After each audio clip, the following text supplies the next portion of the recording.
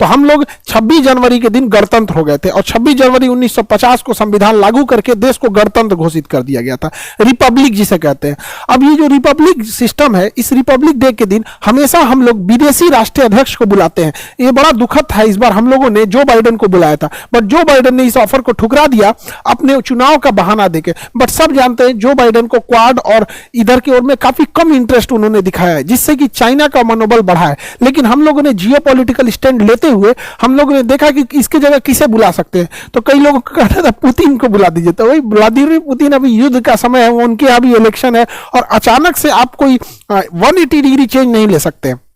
तो हम लोगों ने इमानुएल मैक्रोन को बुलाया फ्रांस से। इससे क्या है कि हमारा जियो पॉलिटिकल स्टैंड भी सही हो जाएगा, हमारा वो एक स्ट्रेटेजिक पार्टनर है, हथियार वहां से हम लोग लेते हैं। और फ्रांस का पाकिस्तान से भी बड़ा बुरा संबंध चल रहा है पिछले 2 साल से, तो एक हम वहां भी संदेश दे सकते हैं यहाँ पे। तो ओवरऑल एक मिला जुला ये एक स्टेप था, लेकिन जो बाइडेन को इसमें आना चाहिए था, क्योंकि जब भी एक भारत जैसे देश का कोई निमंत्रण ठुकराता है तो भारत की भी छवि पे थोड़ी सी दाग लगती है। और हमेशा से हम लोग 26 जनवरी के दिन यहाँ पे हम लोग ने राजपथ पे परेड करते थे। तो पहले नाम बदल के राजपथ का नाम बदल के कर्तव्य पथ रख दिया गया, क्योंकि देश के कर्तव्य को निष्ठा दिखा रहा है। या हमारी देश की हर एक सेना, नौसेना, वायुसेना, पुलिस, सीआरपीएफ, जो भी अर्धसैनिक बल है, पुलिस के जवान हैं, अलग अलग राज्य हैं, सब अपने अपने झांकियों का प्रदर्शन वहां करते हैं। और देश में हमेशा से ऐसे ही गणतंत्र दिवस ढेर सारे खुशहाली के साथ मनाया जाए। जब भी 15 अगस्त और 26 जनवरी आता है तो आप लोग फील करते होंगे यहाँ हिंदू, मुस्लिम, सिख, ईसाई, ऊंच नीच सारी भेदभाव खत्म हो जाते हैं। और ये त्योहार ऐसा रहना चाहिए जिससे कि एक देश की भावना प्रकट हो और हर एक ऊंच नीच की चीजों को खत्म किया जा सके। देखिए, हम गणतंत्र दिवस के तहत हम एक डेमोक्रेसी में रहते हैं। डेमोक्रेसी मतलब होता है कि लोकतंत्र, लेकिन लोकतंत्र में एक गड़बड़ी ये ना हो जाए कि लोकतंत्र धीरे धीरे भीड़ तंत्र न बन जाए। क्योंकि लोकतंत्र में हम जनता के मत को लेते हैं, लेकिन अगर लोकतंत्र मैच्योर नहीं रहेगा ना, तो जनता में जो मेजॉरिटी जनता कह रही है हम उसके हिसाब से चलने लगते हैं, तो फिर वो लोकतंत्र ना होकर भीड़ तंत्र हो जाता है। तो देश को शासन व्यवस्था को ये हमेशा सोचना चाहिए कि ऐसा ना हो कि डेमोक्रेसी मोवोक्रेसी में बदल जाए, कि जिधर मुंह है लोगों का उसी के हिसाब से चला जाए। तो संविधान जब बनाया गया था तो अंबेडकर साहब ने भी कहा था कि संविधान में संशोधन की संभावना है, इसलिए ना ही हमने इसे बहुत लचीला बनाया है और ना ही इसे बहुत कठोर बनाया। जो भी इससे असहमत होगा इसमें परिवर्तन ला सकता है। अभी हम लोग 125 से ज्यादा संशोधन ले आ चुके हैं संविधान में, तो ये निरंतर प्रक्रिया होती रहती है। लेकिन हम लोग अभी चूंकि इनमेच्योर डेमोक्रेसी में रहते हैं, अभी पब्लिक अपने आप को लगता है कि नहीं हम वोट दे दिए, उसको लगता है कि उसका काम खत्म हो गया। इसके अलावा भी उसकी जिम्मेदारी बनती है एक पब्लिक की भी बातों को सुना जाना चाहिए यहाँ पे, तभी जाके रियल मायने में हम लोकतंत्र में हो जाएंगे। वरना ऐसा क्या है कि 2 करोड़ लोग खुश नहीं भी हैं तो क्या दिक्कत है, बिहार में सड़कें नहीं भी बनी है तो क्या ही दिक्कत है, एक बड़ा तंत्र आ जाएगा, भीड़ तंत्र हमारे यहाँ से चलेगा ही नहीं। अब देखिए हमारे यहाँ राज्य जो है ना अलग अलग हिसाब से, जिन राज्यों में सीटों की संख्या ज्यादा, इलेक्शन के हिसाब से ज्यादा मायने रखते हैं तो उसको ज्यादा महत्व दिया जाता है। वही हमारे पूर्वोत्तर के राज्यों को देखिए, पूर्वोत्तर के जो राज्य है, चाहे आप अरुणाचल प्रदेश देखिए, नागालैंड देखिए, अभी मणिपुर की जो अशांति रही, ये सब चीजों को देखिए हम लोग उधर उतना ध्यान नहीं देते हैं, जबकि उनको वो भी हमारे ही देश के सब इक्वल ध्यान देना चाहिए। तो हम लोग की कोशिश रहेगी कि अगर सरकार लेवल पे नहीं तो एटलीस्ट पब्लिक लेवल पे ये होना चाहिए कि हर एक व्यक्ति की बात सुनी जाए और देश का हर एक नागरिक अपने आप को ये फील करे कि वो इस चीज से जुड़ा हुआ है। जैसे अभी कुछ मामले आए थे जैसे ट्रक ड्राइवरों को लेके, तो ट्रक ड्राइवर का भी अपना एक कंसर्न था कि अगर हम नियम को इंटरनेशनल लेवल का बना रहे हैं तो हम सड़कों को भी तो इंटरनेशनल लेवल का बना दे। एक बार हम हम एक वेबसाइट बना देते जहां वो ट्रक ड्राइवर अपनी समस्याओं को बताते, फिर हम उसको संशोधन करते, उन्हें भी बड़ा खुशी होती कि नहीं ये देश इक्वल उनका है। उन्होंने को लगता है कि नहीं हमने वोट दिया है तो हमसे, आप पूछिए, आप इंप्लीमेंट कीजिए ना कीजिए, ऐसा नहीं कि देश के लोगों के पास समझ नहीं है, कभी कभी इतना बेहतर सुझाव दे देंगे यही देश के लोग जिसका कोई हद नहीं। तो हम भी यही कोशिश करेंगे कि देश जब भी सरकार कोई कानून लाए तो एक वेबसाइट बना दे जहां लोग अपनी सुझाव दे सके। मानना ना मानना सरकार के हाथ में है, जबरदस्ती नहीं कि आप मानिए ही मानिए, क्योंकि सरकार के आपके हाथ में चीजें हो गई। लेकिन एक इंसान इससे जुड़ा हुआ महसूस करता है।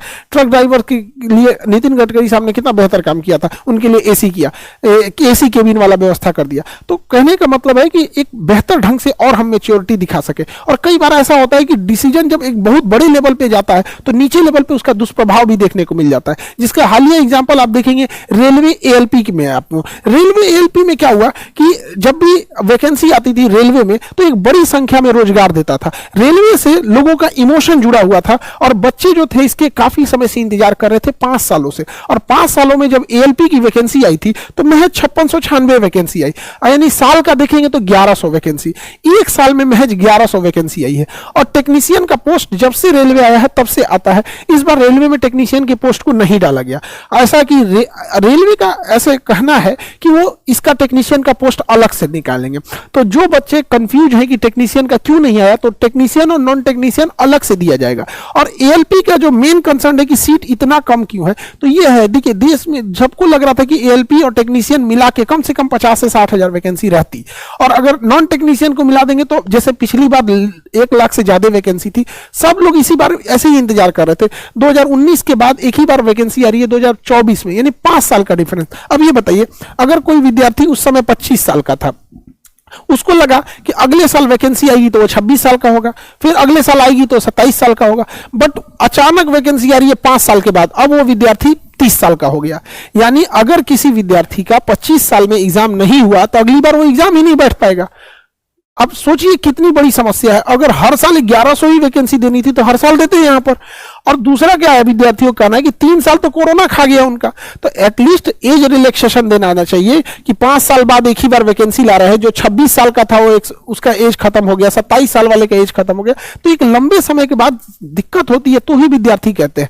अब उनके अलावा भी विद्यार्थियों का कहना है कि कैलेंडर जारी होना चाहिए, हर एग्जाम का एक कैलेंडर जारी होता है तो विद्यार्थी उसी हिसाब से तैयारी करते। सबके घर की फैमिली की स्थिति एक जैसी नहीं होती है कि वो 5 साल बैठ के तैयारी कर सके। एक गरीब घर का बच्चा 5 साल तक किसी चीज का इंतजार नहीं कर सकता। कोई मजदूरी करने चला गया है, कोई किसी के यहाँ काम कर रहा है, कोई बिजनेस में लगा है, वो इसी इंतजार में कि अच्छा से हो जाए। यूपी और बिहार की मेंटेलिटी अलग है। यहां पर क्या है कि उतना पैसे के संसाधन नहीं है कि सब लोग बिजनेस कर सके। किसी को, बहुत बड़े घर के बच्चे नहीं आते हैं रेलवे की एग्जाम देने के लिए, 30-40 हजार का जॉब रहता है एएलपी वगैरह में, तो ऐसा नहीं है कि बहुत किसी अंबानी अडानी लेवल के लोग आएंगे, उतना पैसा रहता है, ये भी लोग बिजनेस कर लेते। तो गवर्नमेंट को भी समझना चाहिए, रेलवे डिपार्टमेंट को इस चीज को समझना चाहिए और इसको रिक्रूटमेंट को तेज, थोड़ा सा इसमें सीट बढ़ाना चाहिए। हमें पूर्ण विश्वास है कि बहुत जल्दी सीट इसकी बढ़ा दी जाएगी और टेक्नीशियन के भी पोस्ट को दिया जाएगा ताकि सबको एक तरह की समानता मिल सके। रेलवे को जैसे हमेशा से एक बड़ी रिक्रूटमेंट देते आई है, उस हिसाब से ये भी काम करेगी। और जो विद्यार्थी लोग ये कह रहे थे कि कई विद्यार्थियों का कहना है कि फिजिकल प्रोटेस्ट, देखिए वो फिजिकल प्रोटेस्ट कोई रास्ता नहीं है, क्योंकि फिजिकल प्रोटेस्ट में आप भीड़ में जाएंगे और आप भीड़ का फायदा कोई दूसरा इंसान उठा लेगा। क्योंकि ये चुनाव का वर्ष है तो कई बार ऐसा होगा कि आपकी भीड़ का राजनीतिकरण इस्तेमाल हो जाएगा, फिर उससे आपको कुछ नहीं मिलने वाला है। आपके भीड़ में कोई असामाजिक तत्व घुसेगा, वो उपद्रव करेगा, आप लोग इसमें पीस जाएंगे। हम लोग आपका भला ही सोचते हैं, इसीलिए हम आपको समझाते हैं कि कई बार आप लोग को उतना चीज नहीं समझ पाते कि आपकी भीड़ का कोई गलत फायदा उठा लिया तो फिर गवर्नमेंट को लगेगा तो उपद्रवी हो गए हैं यहाँ पे, फिर आपकी बात नहीं सुनी जाएगी। और पूरे रेलवे डिपार्टमेंट से भी है कि भैया आपको 20-20 लाख ट्वीट किए जाते हैं, करोड़ में ट्वीट जाते हैं, कम से कम ध्यान दिया कीजिए। यहाँ अगर कोई हीरो ट्वीट कर दे कि उसका कुत्ता खाना नहीं खाया है, किसी को बिल्ली को ठंडा लग गया, तो उसको ब्रेकिंग न्यूज दिखा दिया जाता है। तो न्यूज वाले लोग आपका चौथा स्तंभ है, मानते हैं कि चौथा स्तंभ टूट चुका है, लेकिन कुछ तो ध्यान दीजिए ताकि इन बच्चों का मांग जायज है।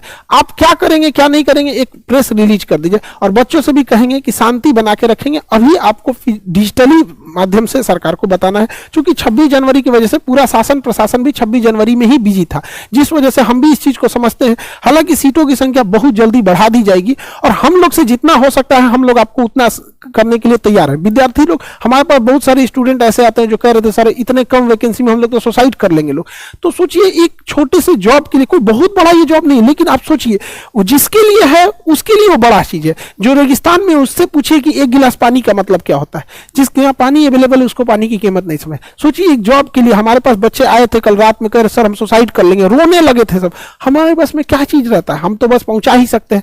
पूरा विनती करते हैं हम ताकि सीटों को जितना जल्दी हो सके बढ़ाया जाए और टेक्नीशियन की पोस्ट को दिया जाए और एज रिलैक्सेशन जरूर दिया जाए। हम मानते हैं कि आप रेलवे जैसे इतने बड़े वैकेंसी में आप कैलेंडर नहीं दे सकते, क्योंकि रेलवे एक विशाल नेटवर्क है, कहां पे कौन रिटायर होना है, कौन रिजाइन दे दिया, इसका लिस्टें बनाने में साल भर लग जाता है। तो कैलेंडर अगर नहीं दे सकते तो एटलीस्ट वैकेंसी की संख्या बढ़ा दीजिए और एज रिलैक्सेशन दे दीजिए। यहां पर यही कहना है। बाकी विद्यार्थी लोग से हम लोग से जितना हो सकता है हम आपको करेंगे। जो गरीब विद्यार्थी हैं, कई बच्चे कहना है कि फीस को लेकर, देखिए फीस लेके कहीं पे भी अगर आपको 10,000 20,000 ऐसा कोई मोटे फीस को हम लोग कोशिश करेंगे कि कहीं भी इतना ज्यादा फीस ना जा सके। मामूली फीस में हम लोग वहां भी आपसे बोलेंगे कि अगर किसी के पास पैसे नहीं है तो आके कहिएगा कि सर मेरे पास पैसे नहीं है, हम आपको फ्री में तक पढ़ा देंगे, फी को एकदम मिनिमम करा देंगे, आप जैसा कहिएगा वैसे। लेकिन अभी जो मेन कंसर्न है वो वैकेंसी को बढ़ाने के लिए है। और ऐसा नहीं है कि केवल रेलवे में, आप देखिए, आप नीट में देखिए, नीट जो एग्जाम है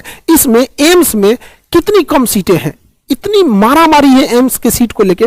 गवर्नमेंट अगर चाहे तो जितने एम्स है, जैसे पटना एम्स है, दिल्ली एम्स है, गोरखपुर एम्स है, ऐसे जितने एम्स है, अगर हर एम्स में वो 20-20 सीटों भी बढ़ा देगी ना, नीट के बच्चे ना मतलब क्या पूजेंगे सब भगवान की तरह। अरे वो बेचारे 100 में 100 ले आ रहे हैं सब, फिर भी उनका कट ऑफ नहीं जा पा रहा है। सोचिए मर जाए विद्यार्थी वहां, 100 मतलब 100% में 100% मार्क्स ला रहे हैं।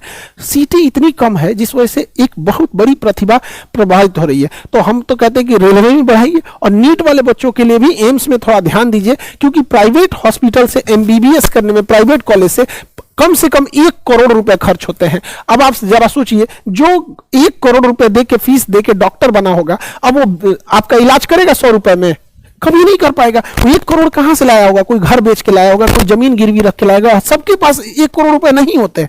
लेकिन अगर गवर्नमेंट कॉलेज रहेगा तो वही आपका एम्स में अगर करेगा तो 5 से 6 हजार में हो जाता है, जहां 1 करोड़ लग रहा है वहां 5 से 6 हजार में हो जाता है। तो बेहतर है ना, देश को बेहतर डॉक्टर मिलेंगे और देश की भलाई होगी। क्योंकि इंफ्रास्ट्रक्चर, आप देखिए डॉक्टर्स की बहुत कमी है, स्पेशली अच्छे डॉक्टर्स की तो बहुत कमी है यहाँ पे, जिस वजह से भारत के हेल्थ सिस्टम भी गड़बड़ हो रहा है। तो नीट वाले बच्चों के लिए भी हम कहेंगे कि उनकी भी सीट की संख्या को बढ़ाया जाए और नीट के भी टीचर्स लोग इसमें अपनी बात रखें। एटलीस्ट एम्स में अगर हर एम्स में अगर 20-20 सीटें भी बढ़ा दी जाती हैं तो एक अच्छा खासा इंपैक्ट देखने को मिलेगा। और जो बच्चे नीट की तैयारी कर रहे हैं वो लोग अक्सर गलती क्या करते हैं, लास्ट के टाइम पे, शुरुआत के पढ़े हुए बच्चे लास्ट में कुछ गड़बड़ी करते हैं और लास्ट मोमेंट में आके फ्रस्ट्रेट हो जाते हैं। तो अभी क्या है, आपके एग्जाम में 75 दिन बचा हुआ है। 75 दिन में आप बहुत कुछ कर सकते हैं। अगर आप शुरुआत में पढ़े हैं, बीच में गड़बड़ हो जाता है तो बहुत सारे डिप्रेशन में चले जाएंगे। कोटा में देख रहे हैं सुसाइड कैपिटल बढ़ते जा रहा है। तो आप लोग घबराइए नहीं, बल्कि 75 दिन को सदुपयोग कीजिए। प्रीवियस ईयर क्वेश्चन बनाइए, टेस्ट सीरीज चैप्टर वाइज लगाइए, उसका डिस्कशन सुनिए, वहां पे क्या हो रहा है। जो चैप्टर कमजोर है उसको देखिए। कई ऐसे चैप्टर होते हैं जिसमें बहुत टफ होता है, उसको पढ़ने को, उसको पूरा कवर करने में आपको 10 दिन लग जाता है, लेकिन जिससे 3-4 क्वेश्चन आते हैं। तो जो लास्ट मोमेंट में बच्चे बचे हैं, दो तरह के बच्चे होते हैं। एक जिन्हें टॉपर सीरीज में जाना है, रैंक आना है टॉप 100 में, वो एक अलग होता है, उनको सब कुछ देखना होता है। लेकिन एक वो बच्चे होते हैं जिनको एक सीट चाहिए होती है। तो आप अगर लास्ट मोमेंट में है तो जो बहुत घुमाऊ चैप्टर है उस पर ध्यान ना दीजिए, क्योंकि वो 10 दिन खा जाएगा आपका, 2 से 3 क्वेश्चन बनेगा। तो जो क्वेश्चन पे आपकी पकड़ है लास्ट मोमेंट पे 75 दिन में एकदम बेहतर कीजिए। हम लोग से क्या, वो हम जितना आप लोग को कर सकते हैं, हम लोग अपनी पोजीशन के हिसाब से हम लोग करते हैं। 75 दिन के अंदर हम लोग क्या करते हैं, एक डेली टेस्ट सीरीज के लिए जो बच्चे जो फाइनेंशियली वीक हैं, हम बस उनके लिए कहते हैं, वरना जो सक्षम है 2 लाख देने के लिए आप लोग जाओ भैया कोटा, हम मना नहीं कर रहे हैं। लेकिन जो सक्षम नहीं है उनके लिए हम कह रहे हैं कि डेली लाइव क्लासेज रिकॉर्डेड, उनका डेली चैप्टर वाइज टेस्ट और टेस्ट के साथ साथ डिस्कशन, टेस्ट डिस्कशन क्लास, उसका डिस्कशन टेस्ट, पूरी एक 75 दिन का प्लान है। और जितने टीचर्स हैं वो सारे कोटा के बेहतरीन टीचर्स को हम आपके लिए ले आती हैं। अब आप 75 दिन में जितना कर सकते हो कर लो। अगेन हम बता रहे हैं, जिनके पास 1.5-2 लाख रुपए है, आप लोग जाइए। ये उनके लिए है जो सक्षम नहीं थे। हम लोग से जो बन सकता है वो कर सकेंगे, कि बहुत सारे बच्चे यूपी बिहार से कोटा नहीं जा सकते थे, तो हर जगह नहीं जा सकते। तो फिर हमने भी यही सोचा कि जो बेहतर शिक्षक थे उन लोग को यहाँ लाया जैसा सचिन उपाध्याय सर फिजिक्स के लिए, आपके उज्जवल पीयूष सर केमिस्ट्री के लिए, विनीत सर आपके केमिस्ट्री के लिए हैं, ललित यादव सर केमिस्ट्री के, किरण जोत मैम बायोलॉजी के लिए, और बायोलॉजी के लिए 3-4 नाम है जिसको हम अभी नहीं बता पाते हैं, बट 1 हफ्ते के अंदर हम आपको जरूर डिस्क्लोज करेंगे। अब आप समझते हैं, जैसे यूपीएससी भी आया था तो हमने सारे टीचर्स को नहीं बताया था, लेकिन जैसे आया था इंडिया के बेस्ट टीचर्स को। तो जो भी गरीब बच्चे हैं, चाहे वो यूपीएससी की हो, नीट की हो या रेलवे वाले बच्चों को, आप लोग के लिए हम लोग से जितना बन सकता है हम करते हैं। 75 दिन बचा है, देश के भविष्य है डॉक्टर साहब, देश को चाहे वो रेलवे हो, बीपीएससी हो, यूपीएससी हो, जितने भी बच्चे सब लोग को ढेर सारी शुभकामनाएं, और मन लगा के पढ़ाई कीजिए, अंतिम समय तक पढ़िए। रेलवे हो, नीट हो, सब बच्चे फ्रस्ट्रेट हो जाते हैं लास्ट टाइम पे, तो आपको